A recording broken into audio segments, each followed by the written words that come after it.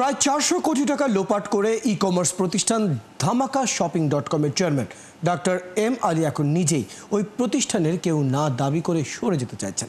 তবে ধামাকায় কোটি কোটি টাকা আটকে যাওয়া ভুক্তভোগী ব্যবসায়ীরা কলম registrar of joint stock companies লাইসেন্সে খোঁজ বের করেছেন। তারা গেল রোববার পলাতক এম আলীকে হাতে নাতে ধরে পুলিশের কাছে সোপর্দ করেছেন। তারা বুধবার ঢাকার রিপোর্টার্স ইউনিটিতে আয়োজিত সংবাদ সম্মেলনে ভুক্তভোগীরা তাদের টাকা আদায় ও দোষীদের শাস্তির দাবি করেন। রিয়াজ হাসানের প্রতিবেদন।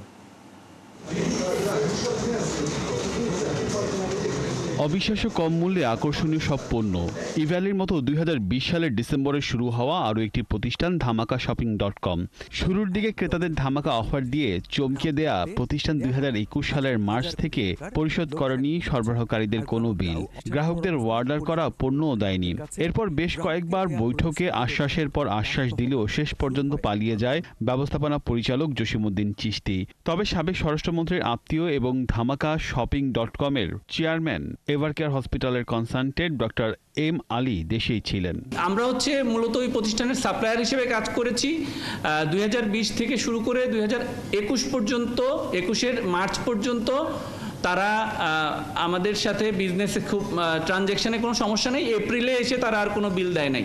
আমরা জানতে পারি যে ওনারা সমস্ত টাকা আত্মসাৎ করে কোম্পানির ম্যানেজিং ডিরেক্টর আমেরিকাতে পালিয়ে যায়।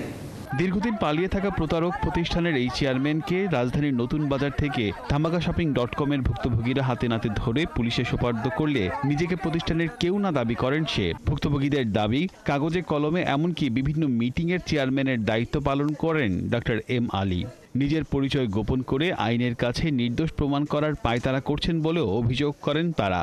এই ছবিটাতে স্পষ্ট দেখা যাচ্ছে তিনি একটা সভা পরিচালনা করছেন, যেখানে ধামাকা শপিং এর ব্যানারে তিনি সভাপতিত্ব করছেন, যাতে প্রমাণিত হয় তিনি এই কোম্পানির ম্যানেজিং চেয়ারম্যান, কিন্তু তিনি স্কিপ করার চেষ্টা করছেন। বুধবার ঢাকা রিপোর্টার্স ইউনিটিতে সংবাদ সম্মেলনে ভুক্তভোগীরা নিজেদের টাকা আদায় ও দোষীদের শাস্তির দাবি করেন। আসাদুজ্জামান খান কামাল ওনার বেআই হওয়ার কারণে উনি এই প্রভাবটা ব্যবহার করে আমাদেরকে অনেক থ্রেট করেছেন। তো আপনারা জানেন যে বিগত সরকারের আমলে আমাদের অ্যাকচুয়ালি আর কিছু দেয়ালে পিঠ থেকে গেছিল, কিন্তু আমরা রাস্তায় নামলে আমাদের জীবনের সংখ্যা ছিল। এই জন্য আমরা আন্দোলন করে ওনাদেরকে ধরা কিংবা টাচ করার সুযোগ ছিল না। ধামাকা শপিং.com এর বিরুদ্ধে আনুমানিক 500 ব্যবসায়ী ও 3000 জন গ্রাহকদের প্রায় 400 কোটি টাকা লোপাটের অভিযোগ উঠেছে, যার প্রমাণ হিসেবে ব্যাংক থেকে বাউন্স ব্যাক হওয়া চেকগুলো দেখান ভুক্তভোগীরা। তারা চেককে কাগজের পাতার মতো ব্যবহার করেছেন। এইটা দেখেন, প্রতিটা চেক বাউন্স, আমরা ব্যাংকে সাবমিট করেছি, ডিজনার হয়েছে। ওনারা রিয়াজ হাসান, 71, ঢাকা।